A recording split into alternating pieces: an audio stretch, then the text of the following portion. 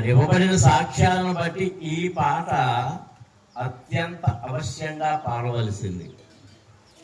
నేను బాగు చేయాలో అక్కర్లేదు నాకు అర్థం అవ్వాలి.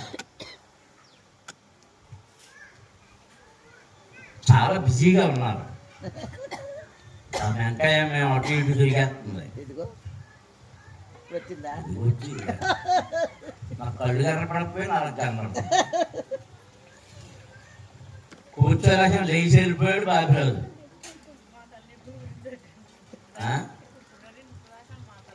అక్కడి నుంచి లేచి వెళ్ళిపోయాడు. అక్కడ కూడా నేను కూర్చోడానికి కొడుకు చెప్పేసి లేచి వెళ్ళిపోయాడు. ఇక అక్క చెల్లెలిద్దరూ మాత్తమ్మలు అయిపోయారు.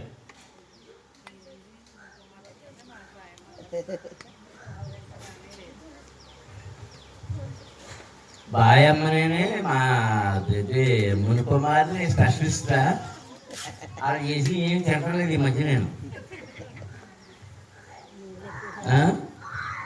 ఆయన వచ్చేసి ప్రార్థనలో కూర్చోమని ఇక నేను ఆమెను ప్రార్థన చేసేస్తానంట. కూతుళ్ళు రావాలని అందే. కూతుళ్ళు వచ్చారు, వంట చేతలోకి వెళ్ళారు. ఏ శైలి చేది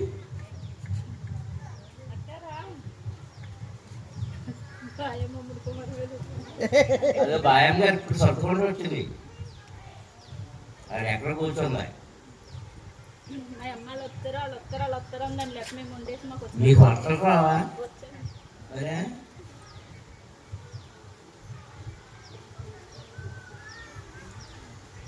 మీ మేనత్తలు ఎంతమంది ఉన్నారు ఇక్కడ? ముగ్గురు నలుగురు ఉన్నారు అనుకున్నాను. విదేశాల్లో అందరూ తీసేసి వెళ్ళిపోయారా? కనపడింది ఒక ఆవిడ వెనకాల వచ్చి మా శిష్యురాలు అంటే మరి ఆయన వెనకాల తిరిగేది ఒకడు సుబ్బయ్యమ్మ గారు. మీ అందరికీ చిడిపి కుటుంబం అందరికీ మూల స్తంభం రాహేలమ్మని నా జ్ఞాపకం చేసుకోవడం చాలా ఇష్టం. నేను రాహేలమ్మ గారు ప్రార్థనకు వస్తా ఇక్కడ ముగ్గురునో నలుగురునో ఈడ్చుకుంటూ వచ్చేది.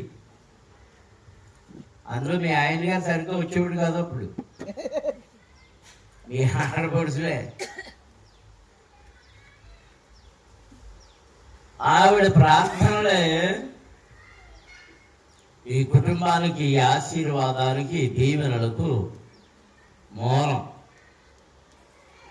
మీ పెద్ద అత్తగారు వచ్చేది కాదు, స్వామి గారు, కానీ మరియమ్మ గారు మాత్రం వచ్చేది.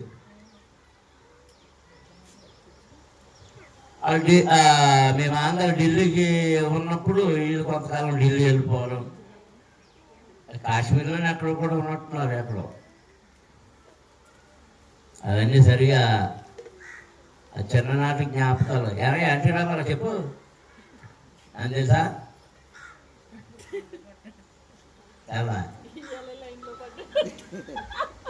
ఆయన వెళ్ళలేదే భజన. పెద్ద ఇట్లా ఉంటాడు ఢిల్లీలు గిల్లీలు. ఏంటి అందరూనా మళ్ళీ తిరిగి వస్తుందా అనుకునేవాడిని. ఇంకా హిందీ మాట్లాడతాను ఇప్పుడు. ఎన్టీ రామారావు అప్పుడప్పుడు ఏమన్నా కుమారి దగ్గర మాట్లాడతారేమో హిందీ.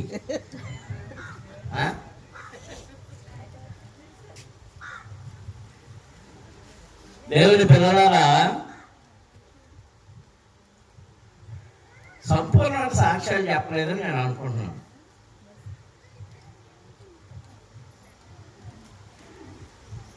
హరీష్ జరిగిన ఒక బలహీనత గురించి మాత్రం చెప్పారు. సాక్ష్యం అంటే ఏమేమి చెప్పాలి అమ్మా? ఏమేమి చెప్పాలి? నీకు చేసిన మేలు చెప్పావా? నీకు చేసిన మేలు చెప్పావా? మరి మీకు చేయలేదా? దేవుడు మీకు చేయలేదా? నీకు ఇల్లు ఎప్పుడు ఇచ్చాడు? ఈ సంవత్సరం పోయిన సంవత్సరమా? మరి చెప్పావా? వాళ్ళ ఇంటికి వాళ్ళ గుళ్ళు చెప్పుకుందాము. ఏంటి మా సుబ్బు ఏంటి అన్నాడా?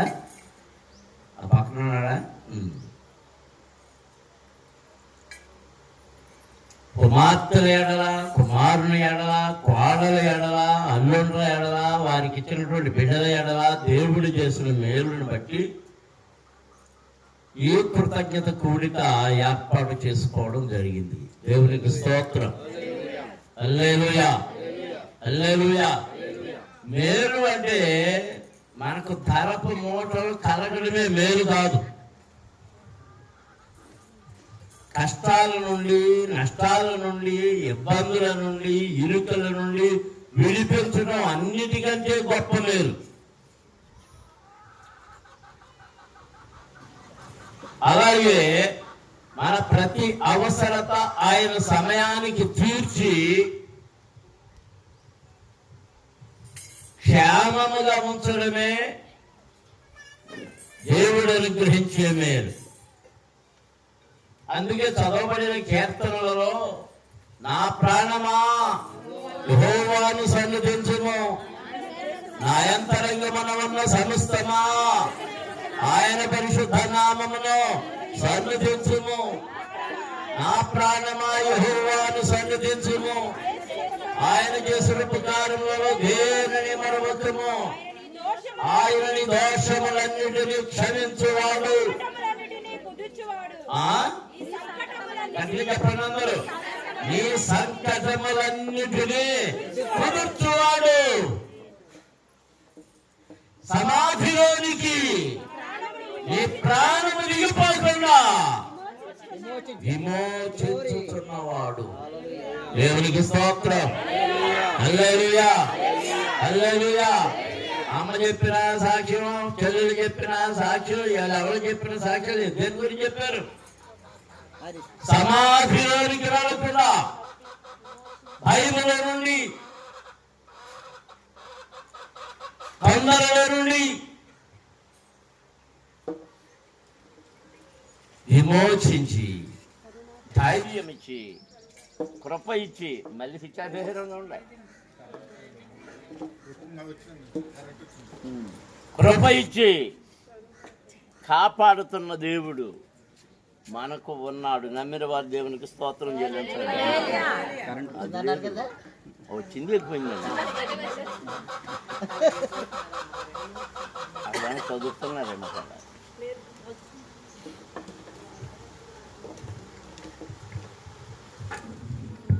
ఆ పాట కూడా ఏళ్ళ స్ట్రైక్ చేసినట్టు అది స్ట్రైక్ చేస్తున్నాను. అందుకే పాట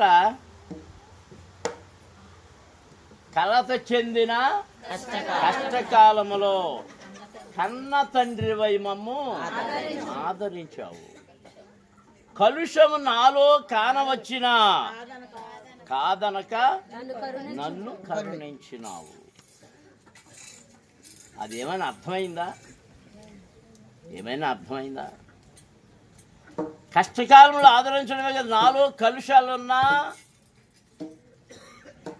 పాపాలున్నా, దోషాలున్నా, ఏమున్నా నీకు అయిష్టమైంది ఉన్నప్పటికీ నన్ను ఏం చేసావు? కరుణించి కాపాడి విడుదల చేసావు. ఆయన మన దోషాలను ఎంచడం ప్రారంభిస్తే మనము ఏ ఉపకారానికి కూడా తగిన వారము కాదు, తగిన వారము కాదు. దేవునికి స్తోత్రం. హల్లెలూయా. మరి పెద్దేవి నుంచి చుట్టాలు కూడా వచ్చినట్టున్నారు. వాళ్ళు కూడా కంగారు పడుతున్నట్టున్నారు.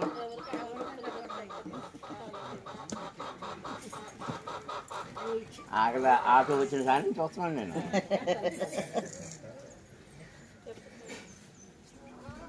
కొన్ని మాటలు మీకు జ్ఞాపకం చేయాలని తలస్తూ ఉన్నారు. మెట్రోళ్ళు ఎండలో కూర్చున్నట్టున్నారు.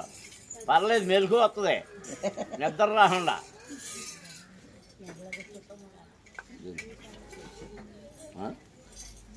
అంటే అక్కడ టెంట్ వేయమంటుందా? సరోజు భలే సలహాలు ఎత్తుంటుంది. సరే కదా సుబ్బమ్మ.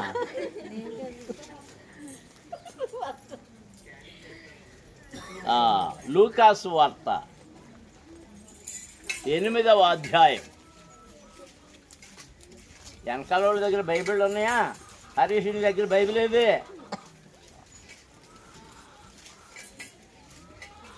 వృద్ధువే నీ దగ్గర ఏదిరా బైబిల్?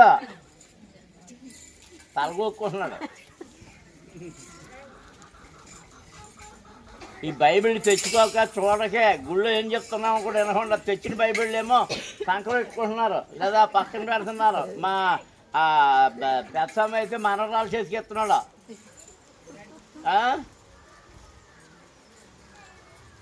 ఫోన్లో బైబిల్ చూడొద్దు, బైబిల్లే కూడా ఉండాలి. లూకాసు వార్త 8వ అధ్యాయం మొదటి నుండి ముందుగా 3 వచనాలు చదువుకుందాం. తరువాత దేవుడు ఆత్మ నడిపిస్తే ముందు భాగాల్లోనికి వెళ్దాం. వెంటనే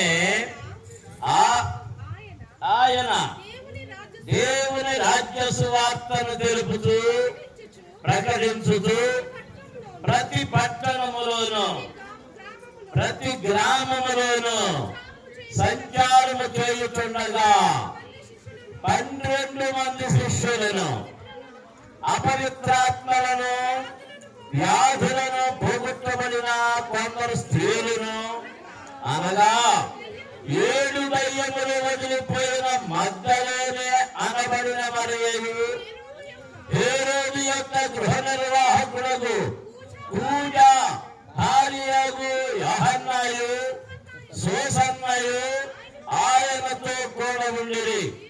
వీరును ఇతరులు అనేకులను తమకు కలిగిన ఆస్తితో వారికి ఉపచారము చేయుచూ వచ్చిరి. దేవునికి స్తోత్రం. హల్లెలూయా, హల్లెలూయా, హల్లెలూయా. ప్రియమైన దేవుని పిల్లలారా, దేవుని వాక్యాన్ని చదువుతూ ఉన్నప్పుడు పరిశీలనగా జాగ్రత్తగా ఆ వాక్యము ఏమి బోధిస్తున్నదో దానిలో నుండి మనం ఏమి నేర్చుకోవాలో, ఏమి జరిగిందో జాగ్రత్తగా పరిశీలన చేయాలి. మరి బైబిల్ మూసేసావా? బైబిల్ మూసేసావా? మూయడానికి వెళ్ళలేదు. ఆ మూసేసా. నేను అడిగిన ప్రశ్నకి మళ్ళీ అది ఇది నేను ఆగవారు ఏం చెప్పారు? ఒకదానికి ఒకటి పొందకుండా చెప్పారు సమాధానాలు.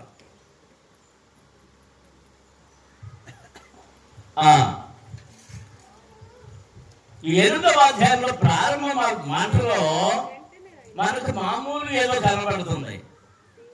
పైన ప్రభు కొన్ని మాటలు మాట్లాడారు. వాటిని గురించి ఇప్పుడు ధ్యానం చేయడం లేదు, మాట్లాడడం లేదు.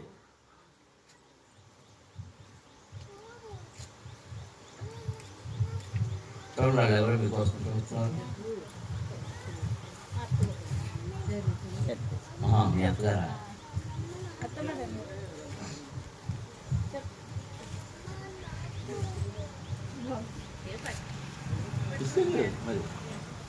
ఇంకొక ఆవిడ వచ్చింది, వెనకాలకు వచ్చింది. ఆంటీరా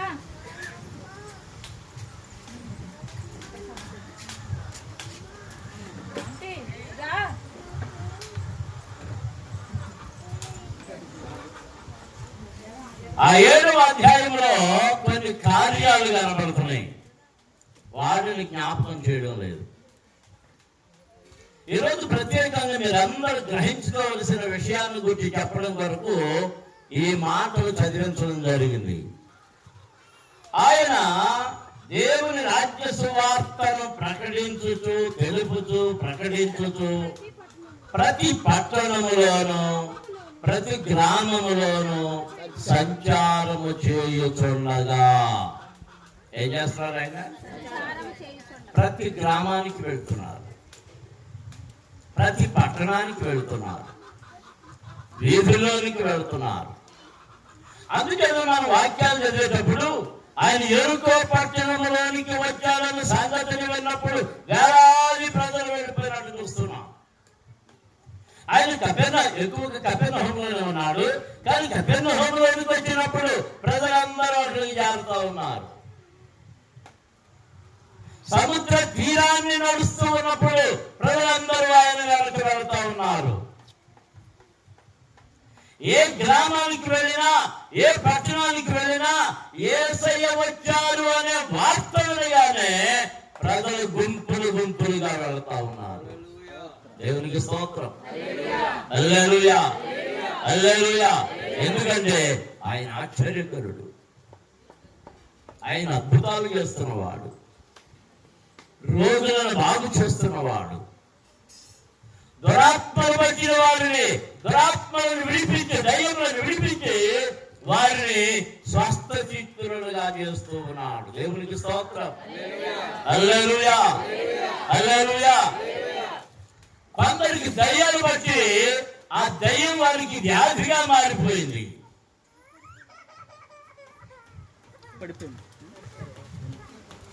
ఆ వ్యాధిగా మారిపోయినందుచేత ఆ దయ్యాన్ని వెళ్ళగొట్టినప్పుడు ఆ వ్యాధి నుండి విడిపించబడడం మనం చూస్తూ ఉన్నాము. దేవునికి స్తోత్రం. హల్లెలూయా, హల్లెలూయా. ఆయన వెళుతూ ఏం చేస్తున్నాడు? దేవుని రాజ్య సువార్తను తెలుపుతూ, ప్రకటించుతూ. వ్యక్తిగతంగా మాట్లాడేటప్పుడేమో మాటలతో చెప్తున్నాడు. పబ్లిక్ గా, ప్రజలు ఎక్కువగా ఉన్నప్పుడు వారందరితో ఇలా ప్రసంగ రీతిగా మాట్లాడుతూ ఉన్నాడు. ప్రతి పట్టణములోనూ, ప్రతి గ్రామంలోనూ సంచరించుచుండగా జరిగింది ఏంటంటే, ఇప్పుడు జాగ్రత్తగా గమనించండి. 12 మంది శిష్యులను, అపవిత్రాత్మలను, వ్యాధులను, పోగొట్టబడిన కొందరు స్త్రీలను, అనగా 7 దయ్యములు వదిలిపోయిన మగ్దలేని మరియలు, హేరోదు యొక్క నిర్వాహకులకు, గృహ నిర్వాహకులకు కూజ, అతని పేరు కూజ, హేరోదుకు గృహ నిర్వాహకుడు అంటే హేరోదు గారి మేనేజర్, ఆ రాజుగారి మేనేజర్. ఆ మేనేజర్ పేరు కూజ. ఆయన భార్య యోహన్న, ఆమె పేరు యోహన్న. సూసన్న ఆయనతో కూడా ఉండిరి. దేవునికి స్తోత్రం. హల్లెలూయా. యేసయ్యతో ఉన్న వారిని గూర్చి ఇక్కడ ప్రస్తావన చేయబడింది. అంటే హేరోదుకి యేసయ్యను గూర్చి చేరిందంటే ఎవరి ద్వారా చేరింది? ఆ గృహ నిర్వాహకుడి యొక్క భార్య ద్వారా ముందు గృహ నిర్వాహకుడికి చేరింది, ఆ కూజకు. ఆ కూజకు చేరిన తర్వాత కూజ ద్వారా మన కూజ లేకపోతే అదా అని మనం వెటకారంగా మాట్లాడుకోవచ్చు. అతని పేరు కూజ. ఆ కూజ ద్వారా ఇతర ఉద్యోగస్తులకు చేరింది. అలా మెల్లమెల్లగా హేరోదుకు, హేరోదియాకు కూడా యేసును గూర్చిన వర్తమానం చేరింది. దేవునికి స్తోత్రం. హల్లెలూయా, హల్లెలూయా. వీరందరూ ఎవరితో ఉన్నారు ఇప్పుడు? యేసయ్యతో, యేసయ్యతో ఉన్నారు. ప్రభు ఆయనతో పాటు శిష్యులు వెళ్తున్నారు. ఆయన దయ్యాలు వదిలించి, 7 దయ్యాలు పెట్టినటువంటి వదిలించిన మగ్దలేని మరియా ఆయన కూడా పరిచర్య చేస్తూ తిరుగుతూ ఉంది. వీళ్ళందరూ ఉన్నప్పుడు 3 వచనం ఏమనుందో చూడండి. వీరును ఇతరులు అనేకులను తమకు కలిగిన ఆస్తితో వారికి ఉపచారము చేయుచు వచ్చిరి. ఎవరికి? ఆ క్రింద వ్రాయబడింది ఫుట్ నోట్ లో, అక్కడ 4 అని అంకేసి ఉంది. ఫుట్ నోట్ లో వ్రాయబడింది ఆయనకు ఉపచారము. ఉపచారం అంటే పరిచర్య. ఉపచారం అంటే పరిచర్య. ఆయనకును ఆయన వెంట ఉన్న వారికి, ఆయన ఎక్కడికి వెళ్ళినా ఆయనతో పాటు ఖచ్చితంగా ఉండేవారు 12 మంది శిష్యులను. దేవునికి స్తోత్రం.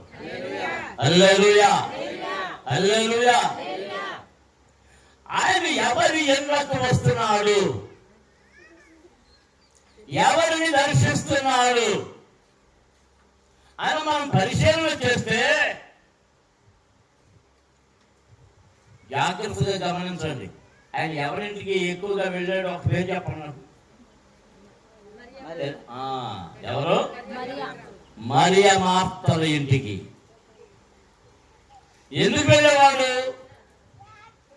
ఆ ప్రాంతానికి ఎప్పుడు వచ్చినా ముందు ఎవరి దగ్గరికి వెళ్ళేవాడు? వారి ఇంటికే. ఎందుచేత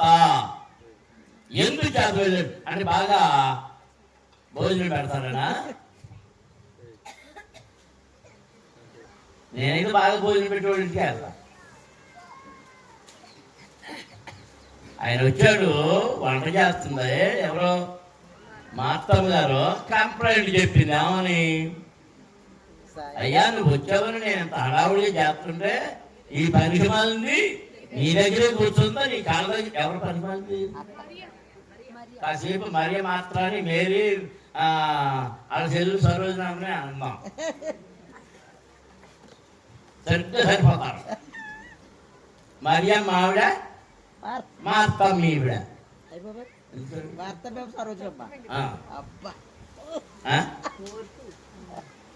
ఓర్ప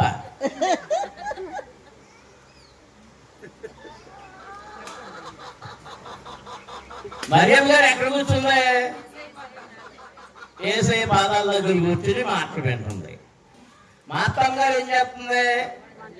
ఓ గెలకచ్చాగా తిరుగుతుంది.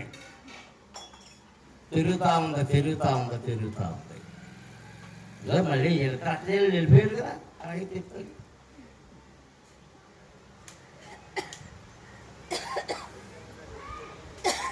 పైగా ఏమంటుంది? ప్రభువా నువ్వు వచ్చావని, నీకు మంచి ఆహారం పెట్టాలని నేను ఇంత తొందరపడుతుండే నువ్వన్నా చెప్పకూడదు, నా మీద జాలేదయ్యా నీకు? ఆవిడ కొంచెం చెప్పకూడదా? నాకు సాయం చేయొచ్చు కదా,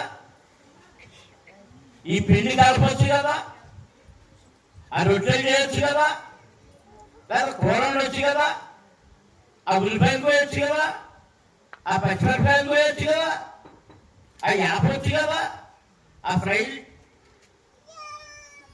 ప్రభు అంటున్నాడు, మార్తా నువ్వు అనేక పనులు పెట్టుకొని వాటి అందే మనసు పెట్టావు. నీ సహోదరైతే దేన్ని ఎంచుకుంది? ఉత్తమమైన దానిని. దేవునికి స్తోత్రం. ఎవరు ఉత్తమమైన దానిని ఎంచుకొని దేవుని మీద దృష్టి ఉంచుతారు, ఎవరు దేవుని వాక్యమును లక్ష్య పెడతారు, వాక్యమును వినడానికి ఎవరైతే తాపత్రయపడతారో,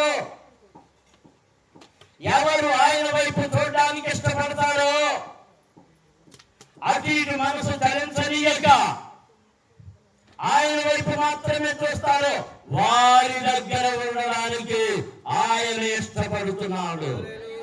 దేవునికి స్తోత్రం. హల్లెలూయా, హల్లెలూయా, హల్లెలూయా. రెండవది ఆయన ఇష్టపడిన వారి దగ్గరికి వెళ్తాడు. రెండోది ఎవరి దగ్గరికి వెళ్తాడో తెలుసా? ఆయన ఇష్టపడుతూ కథలు లేకుండా మెదలు లేకుండా ఆయన కొరకు ఎదురు చూస్తూ రోగగ్రస్తులై మరణపు అంచుల మీద ఉన్న వారిని దర్శించడానికి ఆయన వెళ్తాడు. దేవునికి స్తోత్రం. హల్లెలూయా. ఆ బెతెస్దా కోనేటి దగ్గర ఎన్ని సంవత్సరాల నుంచి ఉన్నాడు? ఎన్ని? యేసయ్య వయసు ఎంత? యేసయ్య వయసు ఎంత? ఆయన బాప్తిసం పొందింది ఏ వయసులో? సరదా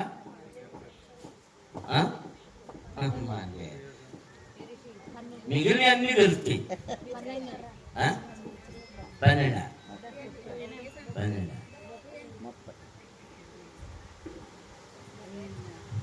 30 ఏళ్ల వయసులో ఆయన సేవ ఎన్ని సంవత్సరాలు చేశారు? 3.5 సంవత్సరాలు చేశాడు అంతే. దేవునికి స్తోత్రం. హల్లెలూయా, హల్లెలూయా. మరి వీడు కోనేటి దగ్గర ఎన్ని సంవత్సరాల నుంచి ఉన్నాడు అంటే కోనేటి దగ్గర స్వస్థత పొందడానికి వెళ్ళేటప్పుడు యేసు ప్రభు పుట్టలేదు అంటే వీడి కొరకే ఆయన పుట్టాడు. నమ్మిన వారు దేవునికి స్తోత్రం చెల్లించండి. హల్లెలూయా. ఆడి కొరకు పుట్టిన యేసయ్య నా కొరకు పుట్టాడు. మరి ఈ కోసం పుట్టాడో లేదు నాకు తెలియదు. నా కోసం పుట్టాడు అన్నవాళ్ళు ఉంటే కనుక చెయ్యొచ్చు గట్టిగా స్తోత్రం చేయండి. నా కొరకు పుట్టాడని చెప్పండి. దేవునికి స్తోత్రం. దీని కాబట్టి సకలం పుట్టాడంట. మీరు ఆల్రెడీ వచ్చాడా? వీటికి వెళ్ళిపోయాడా? వాయిదైనా దేవునికి స్తోత్రం. అంటే ఆయన యందు భయభక్తులు గల వారి దగ్గరకు పరిగెత్తుకొస్తాడు. రెండవది ప్రమాదములో ఉండి భయములో ఉండి దిగులుగా ఉండి ఆయన మీదే మనసు లక్ష్య పెట్టిన వారిని దర్శించడానికి ఆయన వస్తున్నాడు. దేవునికి స్తోత్రం. హల్లెలూయా, హల్లెలూయా. ఆయన ఎక్కడికి వెళ్ళినా ఏం చేస్తున్నా అక్కడ విచిత్రమైన మాట 3వ వచనం ఏమని రాయబడి ఉంది అమ్మా? నాకు వీరును ఇతరులు అనేకులు. ఎవరు వీరు? ఎవరు వీరు? ఆ దెయ్యాల నుండి విడుదల పొందిన మగ్దలేని మరియా, ఇంకా యోహన్న, ఇంకా సోసన్న, వీరితో కూడా మరికొందరు తమకు కలిగిన పూజలు ఎక్కడ ఆళ్ళకి వెళ్ళి పూజ లేదా? ఇక అనుమానం వస్తుంది మా గౌతమి.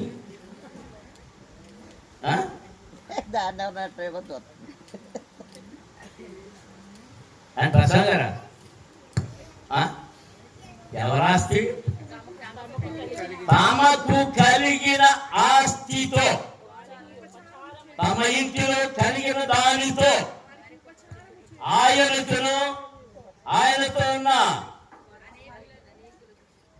ఆయనతో ఉన్న శిష్యులు వారందరికీ ఏం చేస్తున్నారు? ఉపచారం. ఆహారమే కావాలో, వారి అవసరం ఏమున్నాయో అవన్నీ. అయ్యి బాబు ఏంటి మనం ఏం చేయాలని అక్క చెల్లెలిద్దరు తెగాలో చెప్తున్నారు. మనకు కలిగినవన్నీ ఎవరి వలన కలిగినవి? ఆయన వలన కలిగినవి. నేనేమై ఉన్నానో అది కేవలము దేవుని కృప మాత్రమే. దేవునికి స్తోత్రం. హల్లెలూయా, హల్లెలూయా, హల్లెలూయా. మన ఉన్నతమైన స్థితిలో ఉన్నా దేవుని కృపే. అప్పుడే మొలకెత్తి మరుగుతూ ఉన్నా దేవుని కృపే. ఎదుగుతూ ఉన్నా దేవుని కృపే. మధ్యలో ఒకవేళ కొమ్మ నరకబడిందంటే అది దేవుని కృపే. కొమ్మ నరకబడితే దేవుని కృప ఏంటి?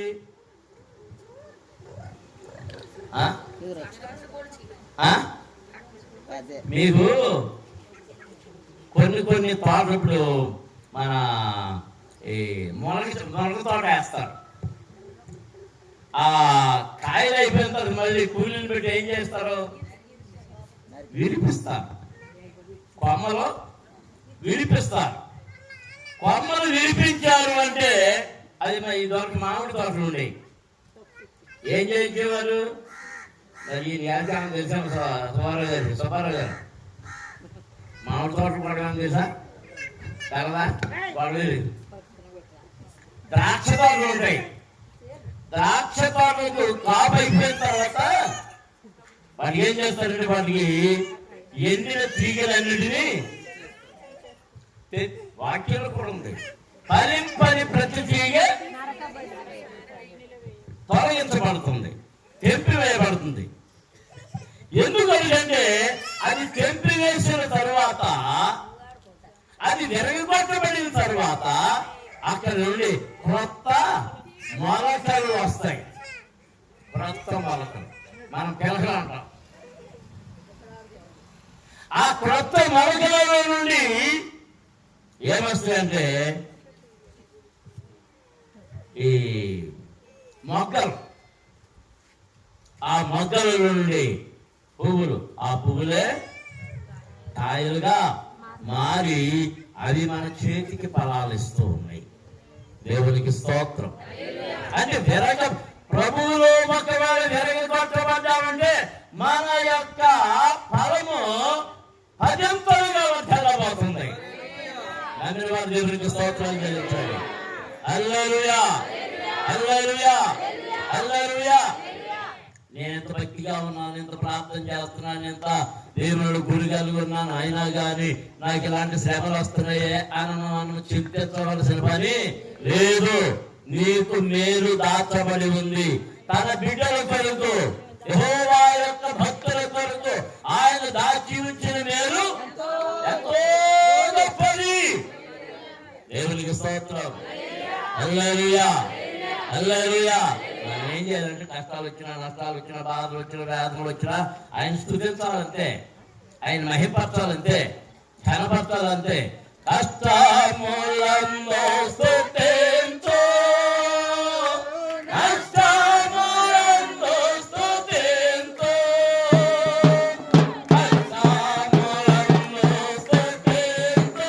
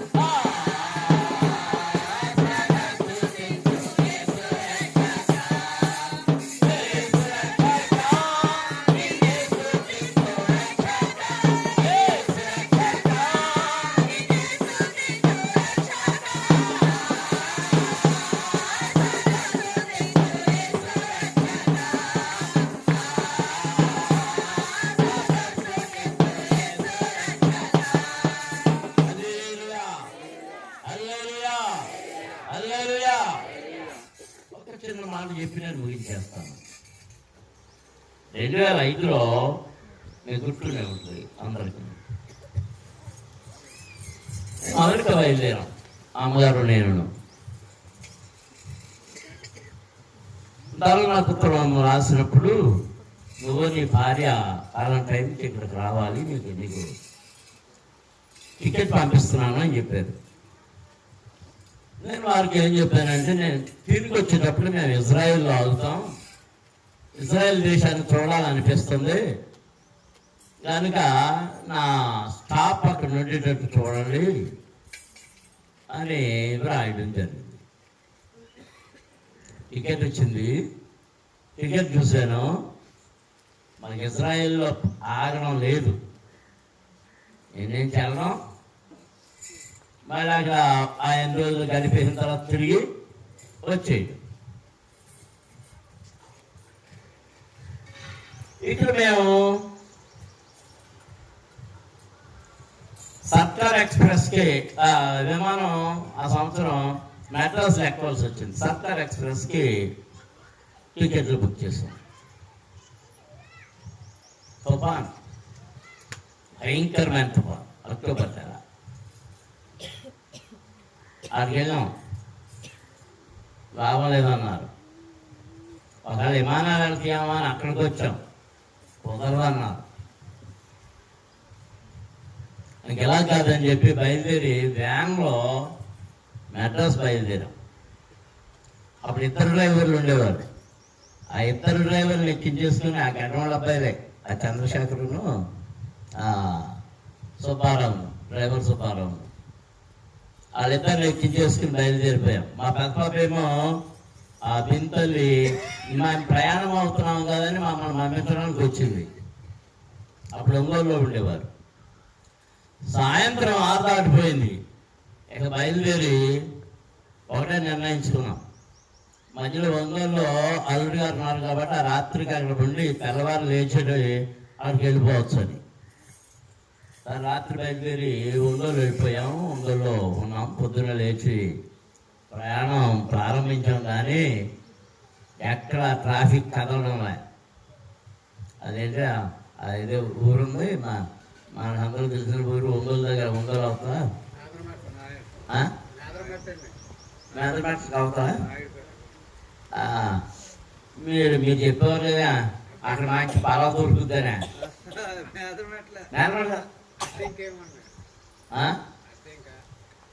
ఏదో ఊరు ఉంది, ఉలవపాడు.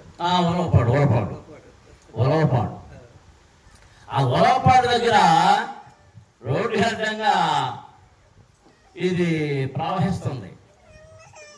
ఇది ఉంది కానీ అదేం చేసింది, రోడ్డు ఎక్కేసింది. అప్పుడే 2:30 నుంచి మొత్తం లారీలు అన్నీ ఆగిపోయినాయి, ప్రయాణాలు లేవు. ఆపేశారు. మేము ఎలాగ వెళ్ళాలి, ఏం చేయాలో అర్థం కావట్లే. అలా ప్రార్థన చేసుకుంటా అలా అలా మెల్లగా మీరు పోనీయండి అబ్బాయి ఎదరికి వెళ్దామంట. అక్కడేం పోలీసులు రానివ్వట్లేదు. కానీ ఆశ్చర్యకరంగా దేవుడు మమ్మల్ని అడ్డుపెట్టలే. పోలీసుడు ఆ పక్క వెళ్ళని అంటున్నారు, ఆ ఎవరికైనా జాగ్రత్తగా వెళ్ళని అంటున్నారు. వచ్చాం. సరిగ్గా అప్పుడే ఒక పావుగంట ముందు కలెక్టర్ వచ్చారట. కలెక్టర్ వచ్చి ఆ దారిని క్లియర్ చేస్తున్నారు. విచిత్రం ఏంటంటే ఆ ప్రయాణం మొదలుపెట్టి నేలలోంచి ప్రయాణం వెళ్ళే వాహనాల్లో మాది రెండోది. ముందు ఒక వాహనం వెళ్ళింది, ఆ రెండోది మాది. మొత్తం మీద మొండిగా తోలేస్తున్నారు. సగం వెళ్ళేటప్పటికి వ్యాన్లో నీళ్ళు వచ్చేసింది. నా గుండ్లు గుబేరు ఉన్నాయి, వ్యాన్లోకి నీళ్ళు వచ్చేసారు. సరే అలాగే ఉత్తపట్టేసి అవతలకి దాటించేశారు. చివరికి వెళ్ళినప్పటికీ చెక్ పోస్ట్ దగ్గర తమిళనాడులోకి వ్యాన్ వెళ్ళడానికి వీలు లేదన్నారు. మేము అక్కడ దిగిపోయి మీరు వెళ్ళిపోండి అబ్బాయి అని చెప్పి పంపించేసాము. ఇక అక్కడి నుంచి మేమిద్దరం ఆ సామాన్లు వేసుకొని ఆ రైల్వే స్టేషన్ దగ్గర దింపారు. మమ్మల్ని రైల్వే స్టేషన్లో దింపేస్తే మేము అటు నుంచి మెడ్రాస్ ఎంతో 8 కిలోమీటర్లు లేదు వెళ్ళిపోయాం. సరే వెళ్ళిపోయిన తర్వాత మెడ్రాస్ చేరిన తర్వాత నాకు పళ్ళు పుట్లు మొదలు భయంకరంగా. సరే అలాగే ఆ రాత్రి అక్కడ ఉన్నాం. ఆ తెల్లవారి ప్రయాణం ఆ పన్నుపూటితోటే ప్రయాణం ప్రారంభించాం.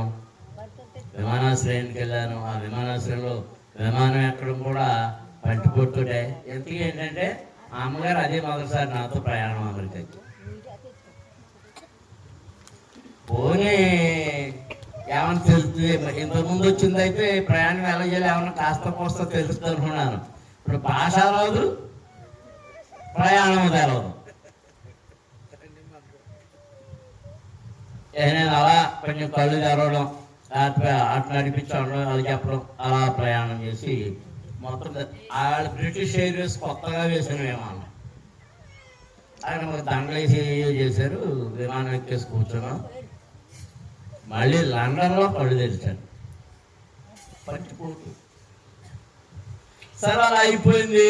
అమెరికా వెళ్ళిపోయాం. అమెరికా వెళ్ళిపోయి గదిలోకి వెళ్ళిపోయి ఇంకే దిగాం. కానీ మా సామాన్ తెచ్చుకోలే. సామాన్ ఎక్కడ ఉండిపోయింది. షికాగోలో మార్చుకోవాలి. మేము అడిగితే మా సామాన్ అంటే వచ్చేస్తాన్నారని ఇది చేసి వెళ్ళిపోయాం. సామాన్ రాలే. సరే చివరికి వెళ్ళాం. అయితే ఆ రోజంతా రెస్ట్ తీసుకున్నాను. తెల్లవారు కొంచెం తగ్గింది, అయిపోయింది, ప్రయాణం అయిపోయింది. అక్కడ మీటింగ్లు అన్నీ అయిపోయినాయి. తిరిగి వచ్చేసాం. తిరిగి వచ్చేస్తే నవంబర్ 14 మన కార్యక్రమాలు జరిగినాయి. 16న కొవ్వూరులో పాస్టయ్య గారు అందరూ కలిసి కూటమి పెట్టి మంచి సన్మానం చేశారు నాకు. 17 తారీఖు మన శాంతమ్మ గారి కొడుకు ఆనంద పెళ్లి చేసాం. ఆ పెళ్ళి అయిపోయిన తర్వాత వీళ్ళందరూ అలావిడిగా మొత్తం అందరూ క్యాంప్ ఎక్కేశారు. దేవరపల్లి ఆ చెల్లి అక్కడ ఉండేది చిన్నది. అది పుట్టినరోజు అన్నారు. దానికి పోయారు డ్రైవర్లు, అలా వెళ్ళిపోయారు. నేను ఒక్కనే ఇక్కడ ఉన్నాను. కానీ మధ్యాహ్నానికి కొంచెం అంటే మంచి కోడిమాసం తిన్నాం కదా, వెళ్ళే గుడిలోనే. ఆ కోడిమాసం తిన్నాం కదా, కొంచెం అరగలేదు దవ్వాలనుకుని నేను అనుకున్నాను. ఉల్లిపాయ తిన్నాను, ఏంటి వాము నవ్వులాను, ఏమి దవ్వుతా మెడ చుట్టూ నొప్పి రావడం మొదలుపెట్టింది. 4 దాటిన తర్వాత గాబ్రియల్ నాడేమో చూడమని కబురెట్టాను. ఆటో ఏదైనా చూడమన్నాను. కార్ డ్రైవర్ లేరు. మొత్తం మీద అంతలో గమనియాలు కూడా వచ్చాడు. ఆ ఇద్దరు కలిసి మన గంగారావు గారి బావే మన రాజు తాపల రాజు గారిని తీసుకొచ్చారు. అప్పటికి కాదు, ఇద్దరు కలిసి ముందు ధర్మాన డాక్టర్ గారి దగ్గరికి వెళ్ళాం. డాక్టర్ గారి దగ్గరికి వెళ్తే ఆయన ఏమో అమెరికా వెళ్ళాడంట, నాకు ఎప్పుడు వెళ్ళామంటున్నారు. అయ్యా ఇలా నా పరిస్థితి ఉందంటే వెంటనే ఆయన రాజమండ్రి ఫోన్ చేసి డాక్టర్ గారితో మాట్లాడి వెంటనే వెళ్ళన్నారు. నేను అన్నాడు, ఇప్పుడు బస్సు ఎలా డ్రైవర్ లేరు, కార్లు లేవు, అన్నీ ఇలా వెళ్ళిపోయినాయి అంటే బస్సులో వెళ్ళడానికి లేదు, ఆటోలో వెళ్ళడానికి లేదు అంటే పక్కన ఉన్న ఆ స్వర్ణ భారతి స్కూల్ ఆ పక్కనే ఉండేది. వాళ్ళ దగ్గర వ్యాన్ ఉంది, ఆ వ్యాన్ పంపారేమో వీళ్ళు వెళ్తే అది ఎవరినో రైల్వే స్టేషన్కి తీసుకెళ్ళారు అన్నారు. అప్పుడు నాతో ఉన్నది వెళ్ళొద్దురా, ఎవరు గమలియలును గాబ్రియల్ వెళ్ళొద్దు. సరే చివరికి మరి రాజమండ్రి వెళ్ళడం కోసం మళ్ళీ గాబ్రియల్ వచ్చి ఈ డ్రైవర్ని తీసుకుని వచ్చాడు. రాజమండ్రి తీసుకెళ్ళారు. ఆ రాజమండ్రి తీసుకెళ్ళడం వెంటనే ఐసీయూలో పెట్టారు. ఆ రాత్రి హార్ట్ అటాక్ వచ్చింది. కానీ దేవుని దయ వలన తప్పించబడ్డాను. ఆ తర్వాత హైదరాబాద్ వెళ్ళడం, ఆపరేషన్ చేయించుకురావడం, తిరిగి వచ్చింది. ఇదంతా ఎందుకు చెప్తున్నాను అంటే, ఒకవేళ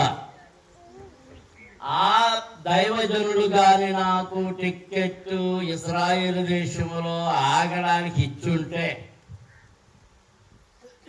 నేను ఇక్కడ మాట్లాడకూడదు. అంటే ఎక్కడ వచ్చిన హార్ట్ అటాక్? ఆ ఇజ్రాయేల్ దేశంలో వచ్చును. అంటే దేవుడు చేసేటటువంటి కార్యం మనకు కొన్నిసార్లు మన కోరిక నెరవేరదు. దేవుడిని ఎవరు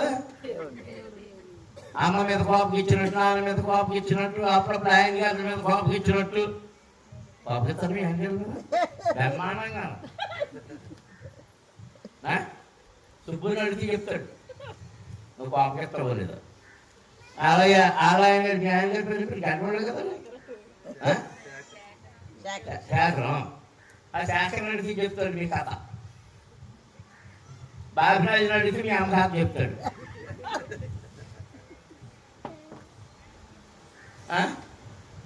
అలా కోపం చెప్తున్నారు. నా పేరు చెప్పట్లేదని రేచల్ అవుతుంది, నా పేరు చెప్పట్లేదని ప్రిస్కెల్ అవుతుంది. అది ఇప్పుడు మరి అంతకుముందు ఎసో పాప అమ్మగారు కోపం ఇచ్చేదాన్ని కదా. ఎవరు లేరంటే అది నీ జత ఏది లేచిపోయిందా? ఈ జతకతి మనల్ని తీసుకుని వెళ్ళిపోయిందా? అదే లేదు, అది అక్కడి నుంచి చూస్తుంది. దేవుడి మీద కోపేస్తుంటాం. చిన్నపిల్లలు కొన్నిసార్లు, నా మనవడు ఉన్నాడు, పాప చెప్తాడు, కింద దొరికేస్తుంటాడు. దేనికోసం తెలుసా? చాక్లెట్లు. వాళ్ళ నాయనమ్మాయికి ఎవరని చిన్నగా నాకు తిరిగి వస్తాడు. ఆవిడ ఏం చేస్తుంటుందంటే, నువ్వు పిల్లల్ని పాడు చేస్తున్నావు వాడికి ఇవ్వద్దు అంటుంది. నేనే ఇస్తున్నాను, వాడికి ప్యాన్స్ మాత్రమే సరిపోతుంది అంటుంది. అంటే ప్రేమ అధికమైతే ఏం జరుగుతుంది? నష్టం. ప్రేమ ఉంది కానీ నష్టం కలగకుండా ఉండడం కోసం పెద్దవాళ్ళు చేసేటటువంటి పనులు మనకు కొన్నిసార్లు కష్టం కలిగిస్తాయి, కానీ అది మనం మేలు. అలాగే దేవుడు కూడా మనకు మేలు చేయడానికి అప్పుడప్పుడు కష్టాలు ఇస్తాడు. పౌలు అంటున్నాడు, ప్రభువా నా దేహంలో ఉన్న ఈ ముళ్ళు తొలగించు. ప్రభు ఏమన్నాడు తెలుసా? నా కృప నీకు చాలు. ఆ ముళ్ళు అలాగే ఉంటుంది. దేవునికి స్తోత్రం. దేవుని కృప మన ఎడల హెచ్చుగా ఉంది. యెహోవా దయాళుడు. మిమ్మల్ని ఎన్నిసార్లు చెప్పమన్నా రోజుకి? చెప్పమన్నాను లేదా? చెప్తున్నారా? అప్పుడే అక్కడేమా ఎక్కడ చెప్పాను నేను? అది అప్పుడే మర్చిపోయాను. ప్రతి నిమిషం ఆ మాట చెప్తున్నారు. యెహోవా దయాళుడు, ఆయన కృప నిరంతరముండును. దేవునికి స్తోత్రం. ఆయన కృప మన మీద ఉన్నప్పుడు ఏ తొందర గాని, ఏ శోధన గాని, ఏ భయము గాని మనల్ని ఏమి చేయలేవు. ఎందుకంటే మనం ఎవరి రెక్కల చాటులో ఉన్నాం. దేవునికి స్తోత్రం. హల్లెలూయా. మళ్ళీ సంవత్సరం ఇలాంటి కూటం పెట్టబోయేటప్పుడు చెప్పబోయే సాక్ష్యం ఏంటంటే,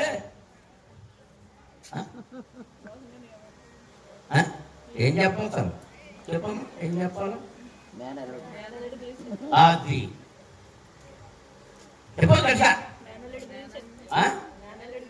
గట్టిగా ఉందా? ఏది ఎంకేం లేదు. మనవను తీసుకుని ఆయన ఇక్కడ ఎత్తుకొని దేవునికి స్తుతి అర్పిస్తూ, స్తోత్రాలు అర్పిస్తూ సాక్ష్యం చెప్పే ఆశీర్వాదమును దేవుడు ఇవ్వబోతున్నాడు. కళ్ళు మూసుకొని ప్రార్థన చేసుకుందాం. అందరూ స్తోత్రాలు చెల్లించుదాం. స్తోత్రం. హల్లెలూయా. అందరూ నోరు తెరిచి దేవునికి స్తోత్రాలు చెల్లించండి. హల్లెలూయా, హల్లెలూయా, హల్లెలూయా, హల్లెలూయా, హల్లెలూయా, హల్లెలూయా. పరమ తండ్రి, పరిశుద్ధ ప్రభువా, జీవాధిపతి మీకు స్తోత్రములు చెల్లిస్తున్నాము. ఈ మధ్యాహ్న సమయంలో ఇంతవరకు నీ ప్రియ బిడ్డలతో మేము కూడి స్తుతించి కనపడి